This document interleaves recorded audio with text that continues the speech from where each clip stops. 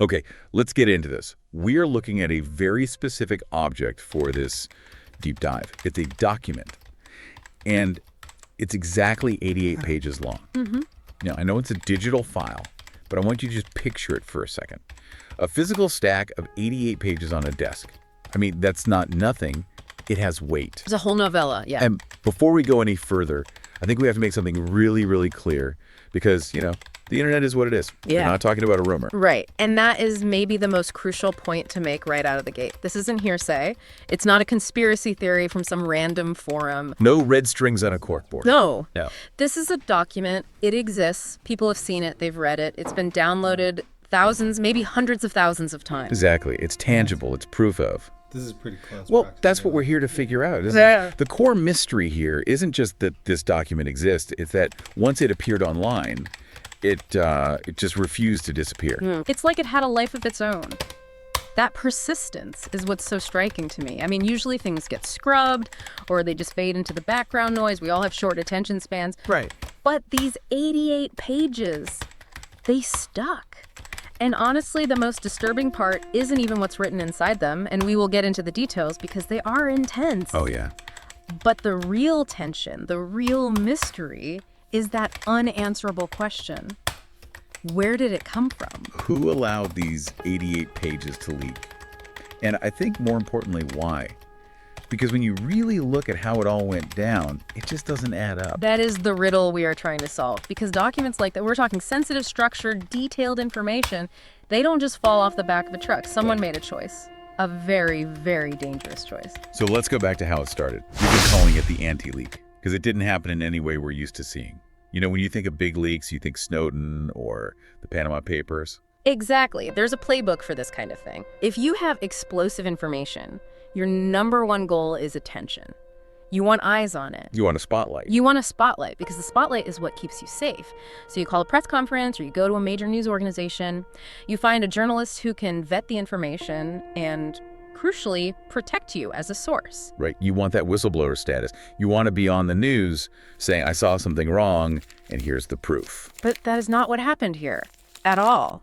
There was no press conference, no court filing, no public figures stepping into the light. This thing's arrival was, it was quiet. It was almost designed not to be found by most people. It started in the shadows. We're talking really obscure forums, not even like the back pages of Reddit. We're talking about places that are gone in 24 hours, places you need a direct link to even find. And look at how the format evolved. This is a technical detail, but I think it tells you so much about whoever did this. It didn't just drop as a single searchable PDF. Which would have been the easy way. The easy way, yeah. It started as screenshots.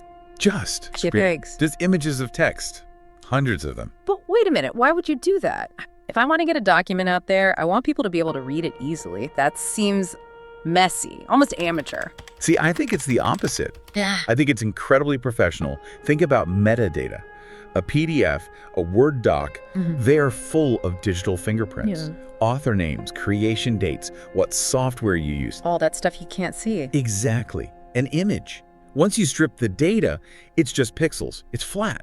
By releasing it as screenshots first, the leaker was methodically scrubbing the forensic trail. Ah, okay, so it wasn't sloppy, it was defensive? Highly defensive. And it also slows everything down. You can't just run a search for a name in an image. It forces people to transcribe it, to engage with it manually. It created a barrier to entry. So it's almost like you had to earn it. You had to work to read this thing. And that implies a motive that's not about getting on CNN. If you're not going to the press, you don't want the hero narrative. You don't want legal protection. You want something else entirely. So we've got this weird, quiet, defensive arrival. Now, let's open the file. Let's look at the anatomy of these 88 pages.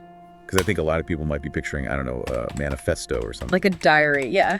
Dear diary, today I did some illegal things. Right, but it was nothing like that. Not at all. If you open this expecting a story, you'd probably be pretty bored at first. It was just data.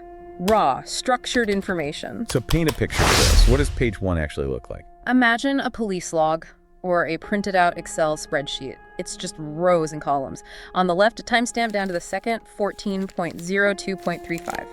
Next to that, a location, maybe GPS coordinates, maybe an address, then a subject ID, and finally an action, a note. So it's not prose, it's a ledger of events. It's a matrix of movement. Subject A enters vehicle. Vehicle departs east. 3 minutes later, subject A vehicle stops. Interaction with subject B. That's it. And that's where it gets really interesting for me, because that format, that log format, it implies something very specific about how it was written. This is the aha moment of the whole thing. Yeah. When you write a report after the fact, a police report at the end of your shift or whatever, you synthesize things. You know the outcome. You might write, on Tuesday, the subject went to the bank to deposit the money. You know the why. But this document doesn't know the why yet. The writing style, the tense, it all suggests it wasn't written later. It reads like it's being documented as it's happening. It reads like it's happening right now. Exactly. Subject A is entering building. Subject A is checking phone. It has all these mundane little details you'd normally edit out. Because you don't know what's important yet. If I'm watching someone right now, I write down that they check their phone, because maybe that's the signal. You write it all down. That implies proximity. Yeah. And it implies real-time surveillance. This isn't a memory. It's a live capture. Which is infinitely creepier. It's one thing to read a summary of a bad event.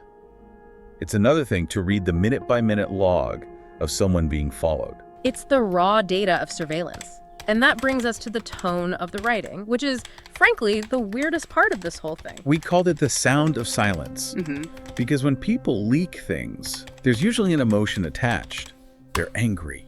They're scared. They're shouting through the text. Emotion is the fingerprint of a whistleblower, you know? Victims write with pain, journalists write with urgency, activists write with anger. They want you to feel something. But the author of this, the person typing 14.02, subject enters vehicle. Nothing. Absolutely zero emotion. Just observation. No outrage, no moral judgment, no, I can't believe this is happening, not a single exclamation point. It's clinical. Professional. That's the word. And that's what makes it so unsettling. You can dismiss an angry rant. You know, oh, it's just a disgruntled employee with a vendetta. Sure. But a calm, methodical, professional log of names, times, and places, that implies this was a job. This wasn't someone doing it because they were mad. They were doing it because it was their function. So we have this professional, emotionless, real-time log. Now let's talk about the people in it, the fallout. Because this wasn't just a log of random people. But they weren't famous politicians either, right? No, and they weren't on any most wanted lists, at least not publicly. These were people who, on the surface, were normal. Business consultants, logistics managers, a couple of academics. People who operate in the background. Exactly. But here's the thing about the digital age. The reaction is a form of confirmation. You're talking about the Great Deletion. I am. As soon as these 88 pages started to spread through those private channels, we saw this ripple effect. Profiles locked down. Instantly, within hours of the file appearing. Accounts just deleted. LinkedIn pages, Twitter histories, all wiped. It was a digital scrubbing. Now we have to be careful. Deleting your Twitter account doesn't prove guilt in a court of law. Sure, maybe they all just decided to do a digital detox on the same day. Theoretically, but practically.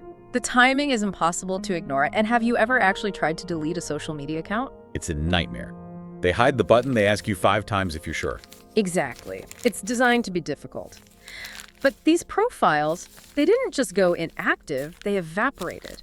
That suggests a prepared protocol. It suggests they knew exactly what to do the moment they got the call. So the speed is the evidence. It proves fear. It proves that the document was credible enough to cause a panic. If this was just some fan fiction written by a troll, you'd laugh it off. You'd issue a denial. You wouldn't burn your entire digital life to the ground. You don't do that unless you're afraid of what people are going to find. The reaction validated the document more than any forensic analysis ever could. So we have real fear, real people, a real document. Which brings us back to the big question. Why? Who was this for? This is where we have to kind of pivot our thinking. We, the public, we always assume leaks are for us. Yeah, hey world, look at this scandal. Right. But what if we were never the intended audience? What if the 88 pages were never meant for us at all? You mean it was a private message? Look at the internal language again, the jargon. It says things like, refer to file B, or standard protocol 4 applies. It assumes the reader already has the context. It's not explaining itself to an outsider. No, it reads like an internal memo, or a message sent from one party to another that just happened to spill out into the open. So if we aren't the audience, what was the intent? We have a few main theories on this. 3 possibilities really hold water. Number 1, it was a warning. A shot across the bow. Exactly. Imagine you're in a conflict. You don't want to go to war, but you want the other side to back off. So you quietly leak a document that says, I see you, I know what you're doing, I have the logs, stop. It's the horse head in the bed, a demonstration of capability. Precisely, and maybe it just leaked out further than they ever intended. Okay, that makes sense. What's theory number 2? Insurance. The dead man's switch. It happens. If you're holding incredibly dangerous information and you think the people in it might come for you, the safest thing you can do is make sure that information gets out if something happens to you. So silencing you becomes pointless. Right. If I go dark, this key gets sent to a server and the file goes public. Releasing it might have been the only way for the source to stay safe. That would explain why it refused to disappear. You'd want it copied everywhere. Yes. But then there's the third possibility, and honestly, this is the one that's most chaotic. Loss of control. The incompetence story. Plain old human error. Maybe it was never meant to leak at all. Someone lost a USB drive. Someone clicked on a phishing link. Someone sent an email to the wrong person. The accidental reply all that ruins everything. And once it's out, it's out. There's no putting that genie back in the bottle. It's impossible to pull back. So where does that leave us now? What's the current status of the 88 pages? Well, the original files are gone. The links went dead. The forums were scrubbed clean almost immediately. But the copies survived. Copies always survive, and this is the perfect example of the Streisand effect. The classic internet rule. The more you try and hide something, The more attention you draw to it, by fighting it so aggressively, by deleting everything, they basically put a giant neon sign on it that said, "This is real and dangerous." they signaled its value, They turned archivists into activists. They created more questions than they answered. which brings us back to the core truth here. Documents don't leak themselves. They don't. And that's the final thought I think everyone should sit with. Someone had to write this. Someone had to have the access to sit there day after day logging these movements. Someone compiled it, and someone let it out of the cage. And the silence from the people named in it. That silence is louder than any denial could ever be. If it was fake, they'd be screaming, they'd be suing, they'd be on TV, calling it a hoax. But they're hiding. And that tells you everything you need to know. It tells us this was only the beginning. The existence of this document proves someone had access to something they shouldn't have. And it proves someone stood to lose everything if it got out. And now it is out. Yeah, And we're all just reading the log. and watching the fallout. Makes you wonder what else is sitting on a server somewhere, just one click away from being sent. There is always another file. We just haven't seen it yet. Well, that is a comforting thought to end on. Thank you for this. It's rare to find a story where the silence is really the loudest part. It's a fascinating deep dive. Really reminds you to pay attention to what isn't being said. Absolutely.